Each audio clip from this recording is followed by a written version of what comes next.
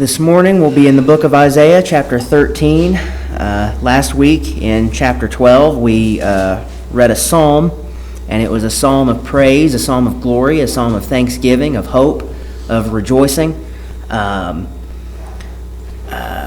so I'm going to briefly go over what we've read so far in the book of Isaiah. So, chapter 1. We saw that Isaiah was called by God to call together the nations to see the courtroom that would be for judgment, and it would be against the nation Israel. And so we saw in chapter 2 that there would be a future for Judah and Jerusalem, and we read about that. We saw in chapter 3 an up-to-date view of what Jerusalem and Judah were like at the time when Isaiah was giving his prophecy. We saw in chapter 4, it went back and discussed the future some more. In chapter 5, there was a parable of a vineyard, and there were many woes that were predicted on Israel. In chapter 6, we saw that Isaiah was personally called and commissioned. In chapters 7 through 10, we saw that there was hope for the future because God would establish a person who would bring hope, who would bring judgment, who would bring glory. And that person, we know, is Jesus Christ. He is the Son of God. He is God. And then we read in chapter 11, if you look at verse 1, it says, "And there shall come forth a rod out of the stem of Jesse, and a branch shall grow out of his roots." And so again, it's talking about Christ. And we see through chapter 11 one of the most referenced descriptions of the millennial kingdom, where we see the imagery of the dangerous predatorial animals lying down with the meek prey animals. And there's no death, there's no destruction, and that the children can play, and that they're safe, and that they're not in danger of these animals, that they're not in danger of starvation or of hunger, that everyone's satisfied and there's true peace in the kingdom. And we see, again, as we talked about just a minute ago in chapter 12, a psalm of praise because of this image, because of this kingdom that is to come. And so it changes here in chapter 13. For the next 11 chapters, counting chapter 13, so 13 through 23, we'll be dealing with different burdens. And burdens are judgments, basically. And these are dealing with nations that are not Israel and Judah. These are dealing with neighboring nations, neighboring people groups. A few examples would be Babylon, Moab, and then we get into some others. A lot of time is spent on Moab, Syria, Egypt. Those are a few examples. So neighboring nations of the kingdom. So we'll start here now. With that in mind, we'll get into this first burden, this first judgment, and it's dealing with Babylon. Starting in verse 1 in Isaiah chapter 13, it says, "The burden of Babylon, which Isaiah the son of Amoz did see. Lift ye up a banner upon the high mountain, exalt the voice unto them, shake the hand, that they may go into the gates of the nobles. I have commanded my sanctified ones, I have also called my mighty ones for mine anger, even them that rejoice in my highness. The noise of a multitude in the mountains, like as of a great people, a tumultuous noise of the kingdoms of nations gathered together. The Lord of hosts mustereth the host of the battle. They come from a far country, from the end of heaven, even the Lord, and the weapons of his indignation to destroy the whole land. Howl ye, for the day of the Lord is at hand, and it shall come as a destruction from the Almighty. Therefore shall all hands be faint, and every man's heart shall melt, and they shall be afraid. Pangs and sorrows shall take hold of them, and they shall be in pain as a woman that travaileth. They shall be amazed at one another. Their faces shall be as flames. Behold, the day of the Lord cometh, cruel both with wrath and fierce anger, to lay the land desolate, and he shall destroy the sinners thereof out of it. For the stars of heaven and the constellations thereof shall not give their light. The sun shall be darkened in his going forth, and the moon shall not cause her light to shine. And I will punish the world for their evil and the wicked for their iniquity, and I will cause the arrogancy of the proud to cease, and will lay low the haughtiness of the terrible. I will make a man more precious than fine gold, even a man than the golden wedge of Ophir. Therefore I will shake the heavens, and the earth shall remove out of her place in the wrath of the Lord of hosts, and in the day of his fierce anger. And it shall be as the chased roe, and as a sheep that no man taketh up, they shall every man turn to his own people, and flee every one into his own land. Every one that is found shall be thrust through, and every one that is joined unto them shall fall by the sword. Their children also shall be dashed to pieces before their eyes, their houses shall be spoiled, and their wives ravished. Behold, I will stir up the Medes against them, which shall not regard silver, and as for gold, they shall not delight in it. Their bows also shall dash the young men to pieces, and they shall have no pity on the fruit of the womb. Their eyes shall not spare children.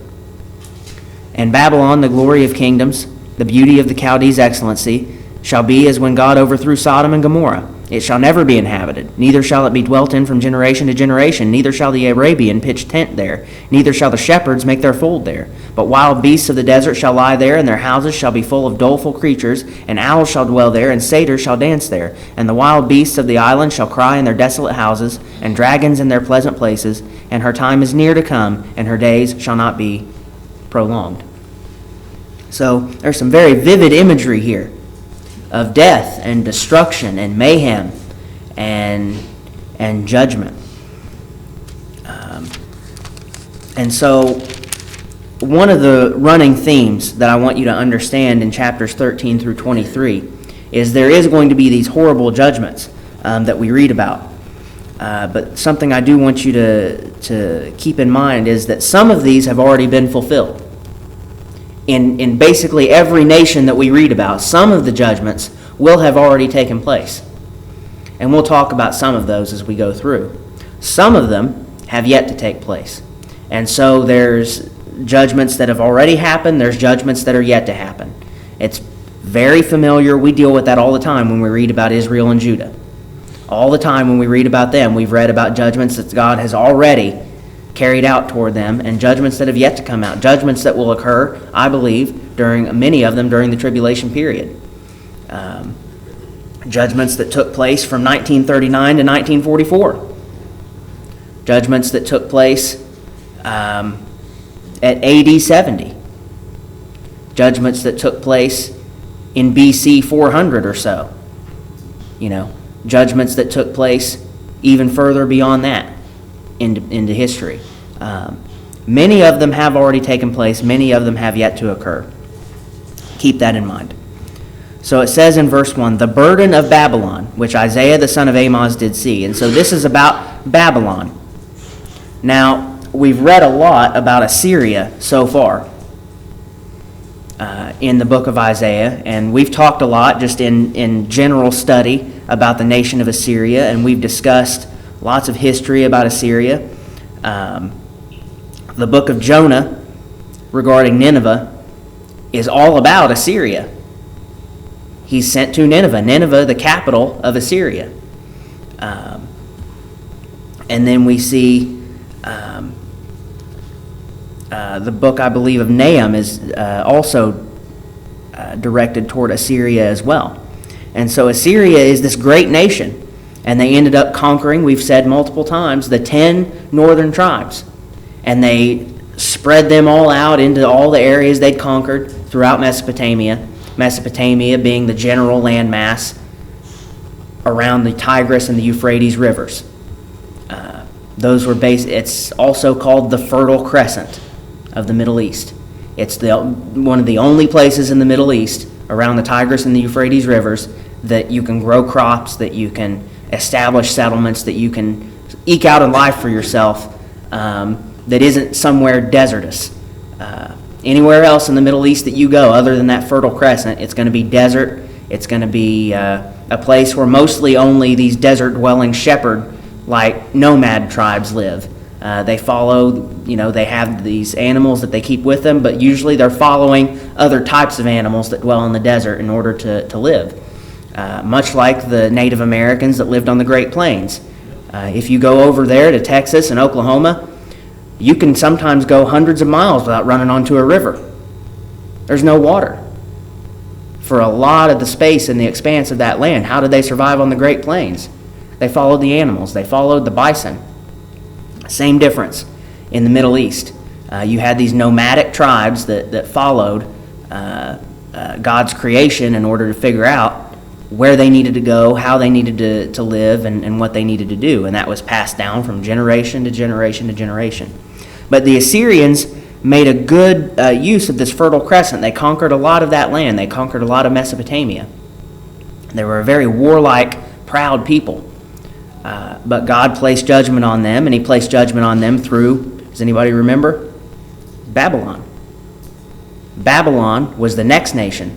They sat down.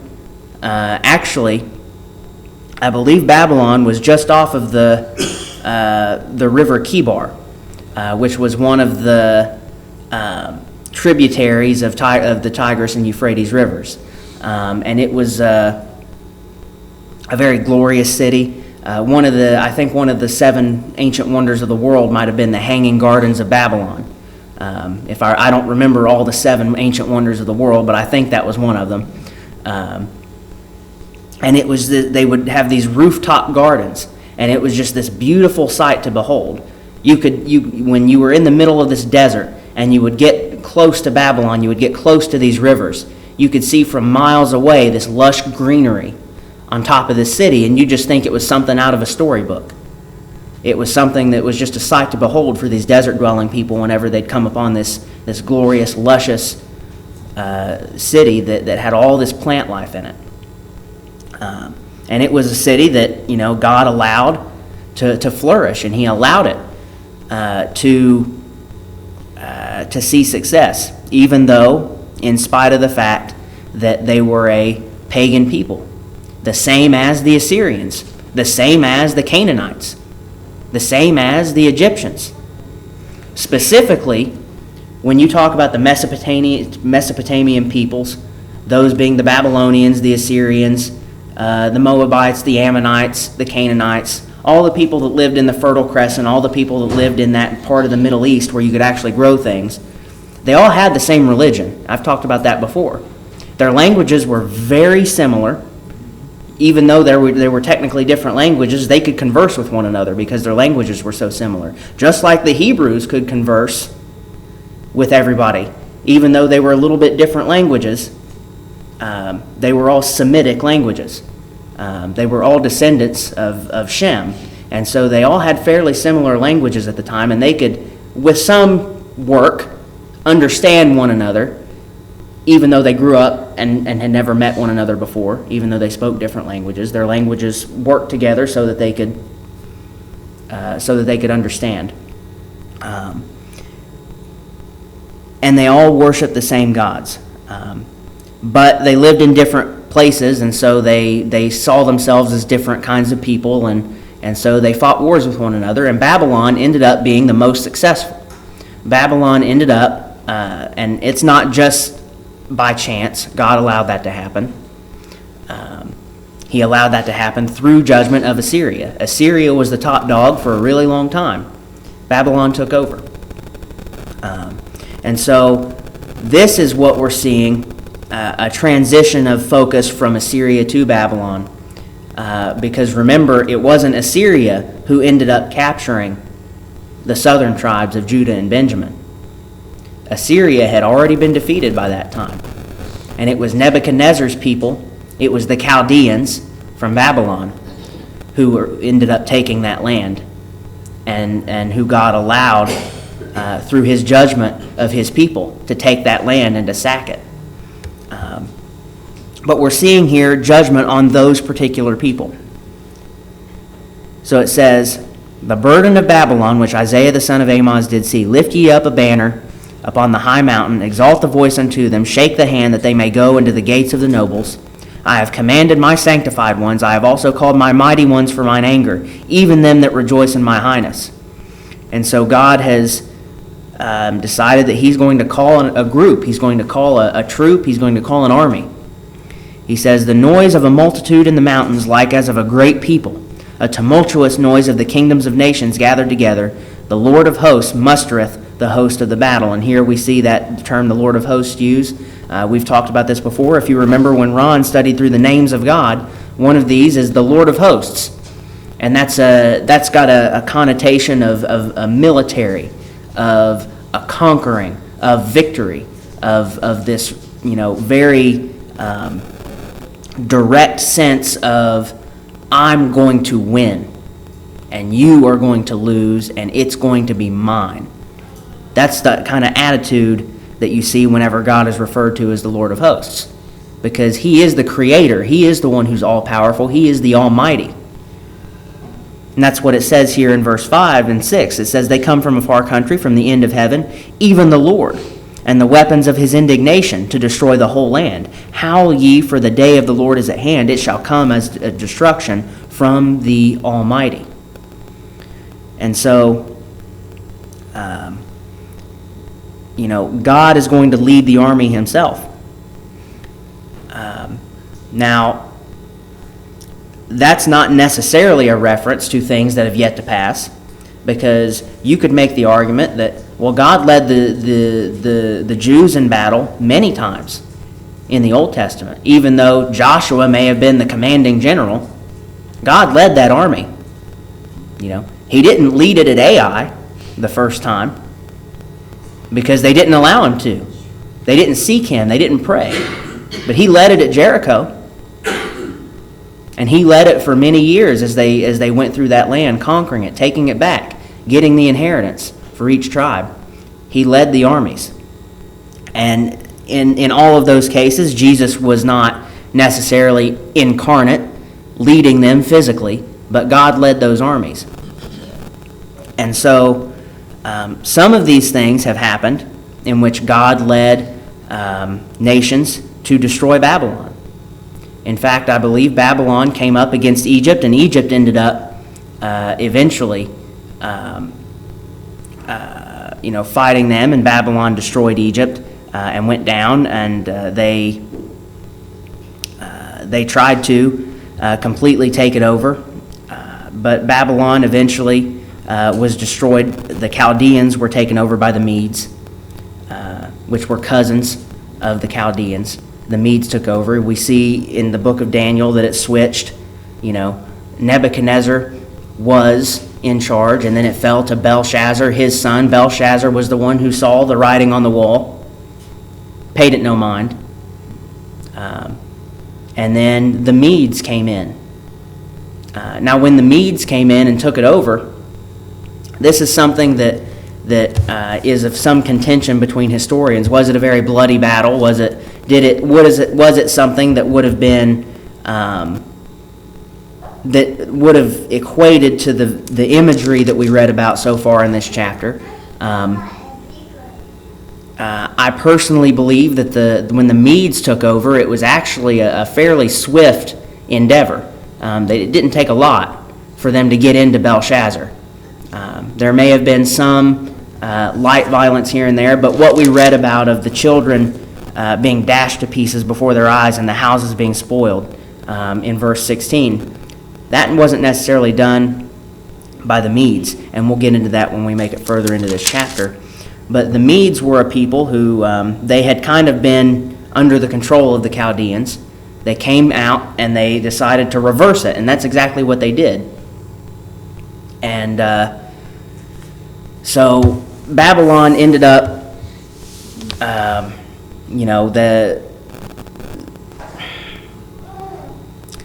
they ended up surviving in one way or another for a really long time. And then there's this fellow by the name of Alexander the Great.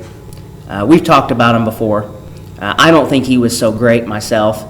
But in terms of his warfare and his tactical capability, he was great at that. And so he ended up taking it. And then after he died, there were some wars, and Babylon ended up being basically destroyed.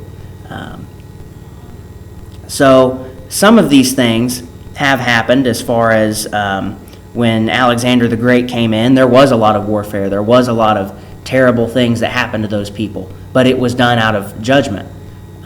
God used Alexander the Great, I believe, to judge a large number of those people throughout that land when he went through conquering. And then he allowed Alexander the Great to die in a drunken depression stupor in Babylon. He never made it back home to Macedonia. He died in Babylon. That's where he proclaimed the new capital of his empire, and he didn't last very long. He died of depression and drunkenness. I most likely died of alcohol poisoning, from what historians are able to gather. Literally drunk himself to death. So, with all of that history, I didn't go through it very well. I didn't go through it in a lot of detail, and some things weren't exactly in exact order. But with all of that in mind, you can kind of see how some of these judgments have happened and how some of them haven't. So we see, though, and we'll get back into here in verse 6 and 7, how ye, for the day of the Lord is at hand, it shall come as a destruction from the Almighty. Therefore shall all hands be faint, and every man's heart shall melt. And so when Jesus comes, when the Lord comes against this place, it's not going to be something where people are, they're not going to have a fighting spirit. They're not going to be ready to rebel against God. It says, and they shall be afraid. Pangs and sorrows shall take hold of them. They shall be in pain as a woman that travaileth. They shall be amazed at one another. Their faces shall be as flames. That's not a people that are ready to fight back. That's not a people that are ready to go up against their attacker, that are ready to defend themselves, because they aren't going to be. It says, behold, the day of the Lord cometh. Now that should be a very big key to tell you that this is something that hasn't happened yet. Cruel, both with wrath and fierce anger, to lay the land desolate, and he shall destroy the sinners thereof out of it. And if you don't believe that God's going to have wrath and fierce anger, go read Revelation chapter 6. Go read about the judgments that Ron has went through on Sunday mornings. Go read about the judgments of the seals. And then go read the trumpet judgments, which are the ones we've been going through so far the past couple weeks. And then go read about the vial judgments, which are the ones that we've yet to get to on Sunday mornings. You want to see God's wrath on this land and the surrounding land, because it's not that far. At that time, it would have taken a pretty good amount of time to get there. It might have taken a few weeks. It might have taken, if you were really, really fast, you might be able to do it sooner than that. For a slow traveler, it might take a month or longer. You could do it now with modern vehicles. You could do it in a day or less, probably. But the land is not, it's not a wide expanse of land. If you look at the Middle East, it's actually not that large. Israel itself is only about the size of the state of New Jersey. Not large at all. And you can drive from one end of Kentucky to the other in just a number of hours. 4 or 5, yeah. I mean, you can, depending on how much traffic you run to in the cities, depending on what time of day you're going, depending on how fast you're going, it can take 4, 5, 6, 7 hours. I think it takes us about 4 hours to get to Bowling Green from here. So if you go from the easternmost point to the westernmost point, about 6, 7 hours. You're looking at about the same size of land over there for the whole Middle East. I mean, unless you're talking about going down into Saudi Arabia, into the desert, where nothing is. If you're just going from the Mediterranean Sea to Babylon, going up and over the mountains, assuming that you didn't have to go through all the security checks and you didn't have to get stopped every so often because of all the border crossings, it wouldn't take very long at all. So they're really close. When we're talking about judgments in that land, I mean, that judgment is going to befall that entire swath of area, when Jesus steps foot, and we've read about this from the book of Zechariah, when he steps foot back on the Mount of Olives, and it cleaves in two. You don't think a mountain splitting in two is going to have effects miles around? I mean, it's, when Jesus arrives back on earth, he's going to have a monumental impact on this earth. I wouldn't be, and we read, let's see if I can find the exact verse that I was thinking of here. It says, we'll get to it as we read through. But it says in verse 9, "Behold, the day of the Lord cometh, cruel, both with wrath and fierce anger, to lay the land desolate, and he shall destroy the sinners out of it." Verse 10, "For the stars of heaven and the constellations thereof shall not give their light. The sun shall be darkened in his going forth, and the moon shall not cause her light to shine. And I will punish the world for their evil and the wicked for their iniquity, and I will cause the arrogancy of the proud to cease, and I will lay low the haughtiness of the terrible." So he says the stars of the heavens and the constellations won't give light, the sun will be darkened, and the moon won't give any light. God is going to cause a darkness to come upon the earth, and he will punish the world for their evil. It says in verse 12, though, "I will make a man more precious than fine gold, even a man than the golden wedge of Ophir." And this is the verse I was wanting to read. "Therefore I will shake the heavens, and the earth shall remove out of her place in the wrath of the Lord of hosts in the day of his fierce anger." And Ron's talked about this in our Sunday morning studies through the book of Revelation. We see God shakes the universe. He's so angry when he unleashes his judgment and his wrath. He shakes it. It says here, the earth will be shaken out of its place. Now, I don't know the consequences of that as far as, we understand the earth orbits around the sun. It takes 365 days to do it, and it takes it 24 hours to rotate once. And it rotates 365 times as it orbits the sun. And so after about 365 and a quarter turns, that's how long it takes it to go around the sun one time. I don't know if that will change as a result of this or not. Don't ask me. I don't know. I don't know the galactic implications of what happens when God judges the earth. I just know it says it shall be removed out of her place. So something's going to change. I don't know what. I don't know in what circumstance. I don't know to what degree. I just know it will. If you want any more detail, find somebody who's real studied up on astronomy and the Bible, both, together. And maybe they might be able to describe what could or might be the impacts of this. Because I've got no clue. It says in verse 14, "And it shall be as the chased roe and as a sheep that no man taketh up. They shall every man turn to his own people and flee every one into his own land." And we've seen that before, where they're running away in the book of Revelation when we see the judgments of the seals that are on the book.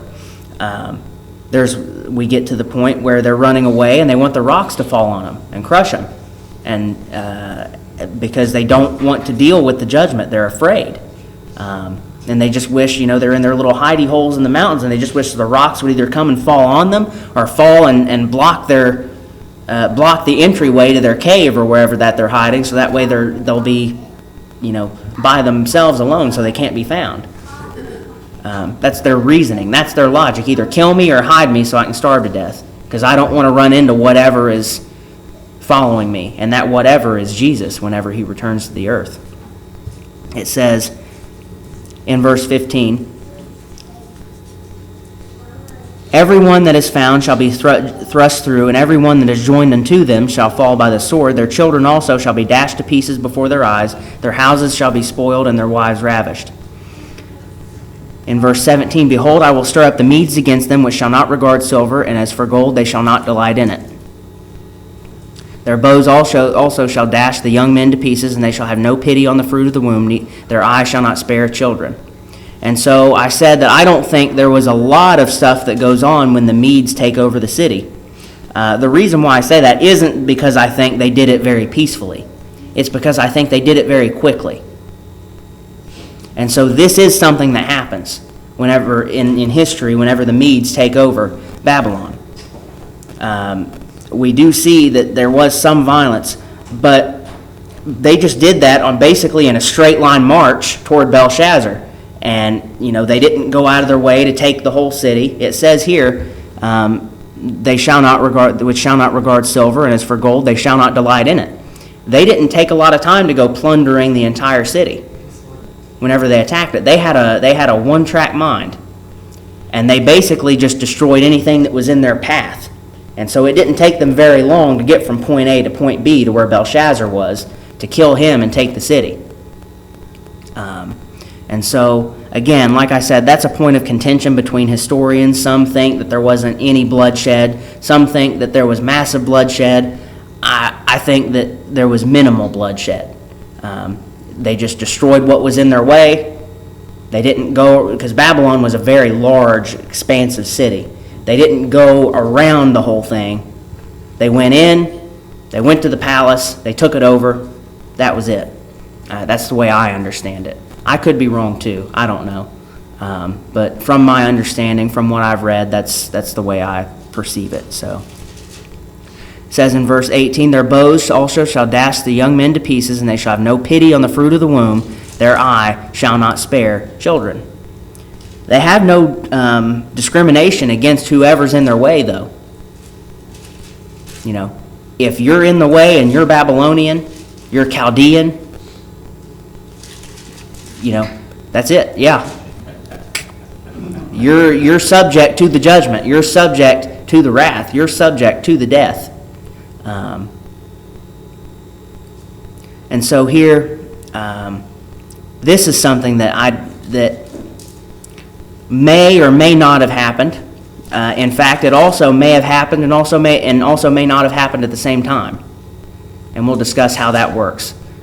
In verse 19, and Babylon, the glory of kingdoms, the beauty of the Chaldees' excellency, shall be as when God overthrew Sodom and Gomorrah. There are scant ruins in that area where they can tell where Babylon originally was.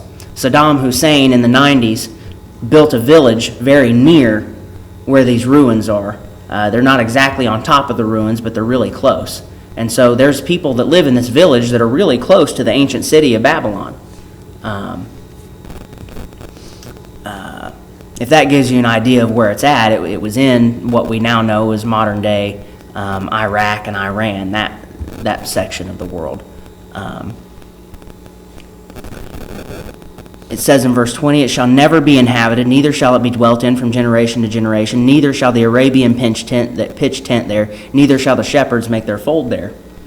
And so from about AD 1000 to about the 1980s, people thought these ruins were haunted. And we'll see something there when we'll just go ahead and read verses 21 and 22. It says, but wild beasts of the desert shall lie there, and their houses shall be full of doleful creatures, and owls shall dwell there, and satyrs shall dance there. What's a satyr? A goat? Okay. And the wild beasts of the island shall cry in their desolate houses, and dragons in their pleasant places, and her time is near to come, and her days shall not be prolonged. What's a dragon? It's a big loser. That's what most people think of when they think dragon. It's from Scripture. Whenever I see the word dragon, the very first thing my mind goes to is that dragon, that old serpent, Satan. He's called dragon, he's called serpent, and he's called Leviathan. And so when I see dragons, my first thought is to think of demons. My first thought is to think of things that are under his control, under his power. Some people will say,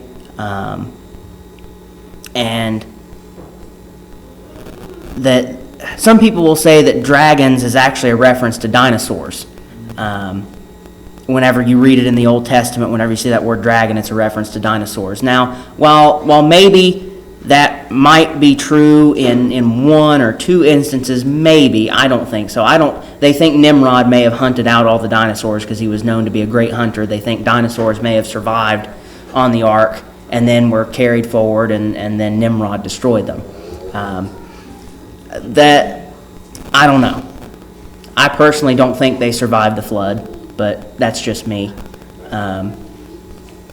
I personally don't think they existed after the flood. I just don't. I think that those giant reptilious beings were all done away with, maybe even before the flood. I don't know.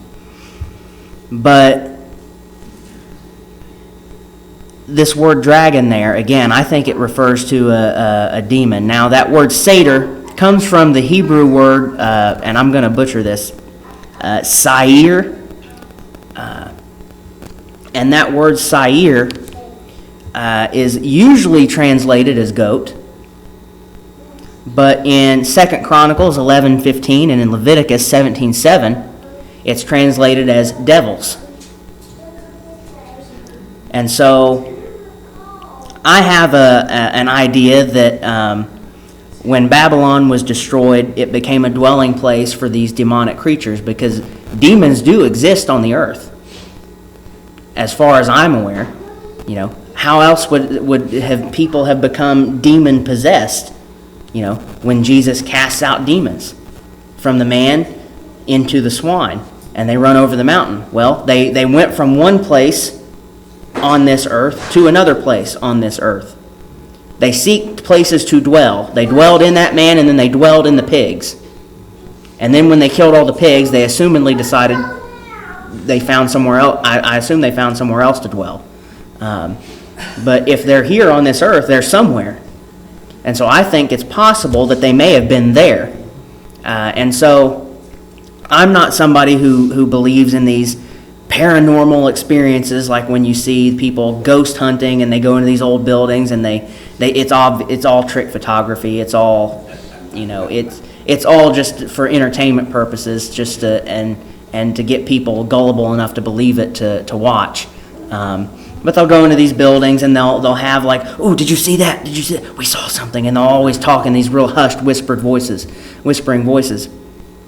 I don't believe it's anything like that. But for somebody to say that they thought for 980 years that this place was haunted, I think it's technically possible, from a scriptural viewpoint, that demons had at some point made a dwelling place there.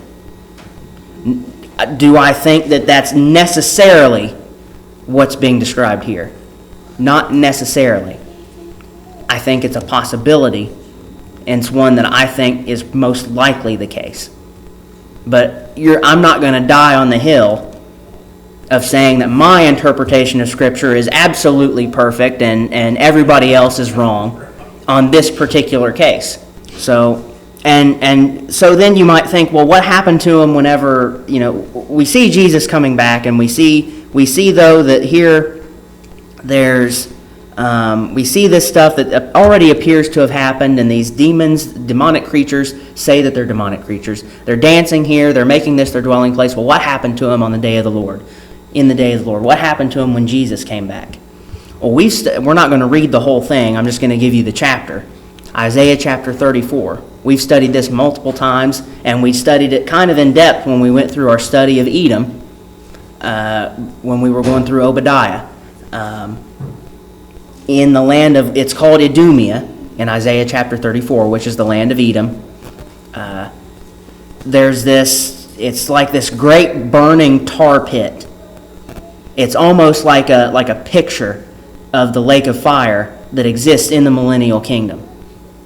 And it's my personal belief that when Jesus comes back, all of these demonic beings that are under Satan's influence and under Satan's control, all of them that exist on the earth, when Satan is bound up, I think they're thrown into that temporary lake of fire as a picture of what is to come whenever hell is eventually cast into the eternal lake of fire.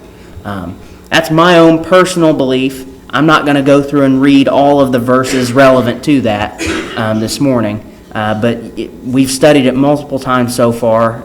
Isaiah chapter 34. For sake of time, I'm not going to go read the whole thing.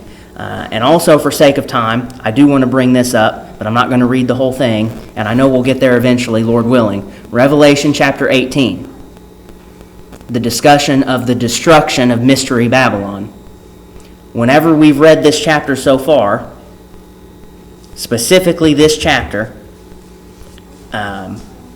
you have to take into account that we see in verse 19, "And Babylon, the glory of kingdoms, the beauty of the Chaldees' excellency, shall be as when God overthrew Sodom and Gomorrah. It shall never be inhabited, neither shall it be dwelt in from generation to generation."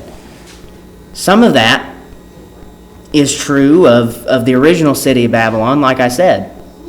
It has happened. But Mystery Babylon is yet to exist, and this could also be a reference to Mystery Babylon. I think it could be double application, original Babylon and Mystery Babylon. And without going too far into it, I've studied before how I think Mystery Babylon may actually well be the Vatican City in Rome. Not going to go too far into that this morning, but there's a little nugget for you to study whenever you get some free time. And if you come up with something that says, "Well, you're crazy, how could it be that?" then you just let me know. But for the sake of time, we're running out of time this morning. I'll just mention it and let you all deal with it yourselves at home. You can be like the Bereans and go through the scriptures on your own if you don't trust what I'm telling you.